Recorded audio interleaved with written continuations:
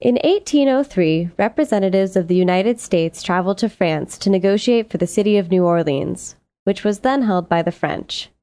Instead, they gained the entire Louisiana Territory, a total of 828,000 square miles. This vast acquisition of land cost the United States approximately $15 million, or only about 3 cents an acre.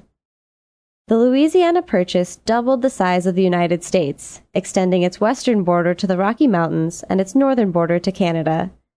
The purchase also gave the United States control of both banks of the Mississippi River, as well as the port city of New Orleans, which connected the Mississippi to the Gulf of Mexico.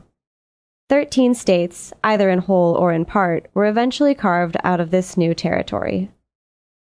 But doubling the country's size with the sudden stroke of a pen naturally brought consequences, and the Louisiana Purchase set into motion events that would help shape U.S. history for the rest of the 19th century.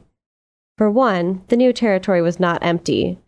Across its vast expanses lived 50,000 to 100,000 people, including white settlers, most of whom spoke French, slaves and free blacks, and American Indians. Questions were raised as to whether the settlers would be considered American citizens. To deal with the Indian populations, the United States developed a policy of forcible removal from their lands. By the 1840s, the U.S. Army and the various Indian tribes in the plains were in a continual state of war.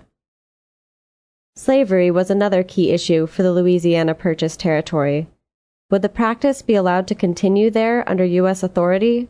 States were divided bitterly over the issue, with the North against the extension of slavery and the South in favor of it.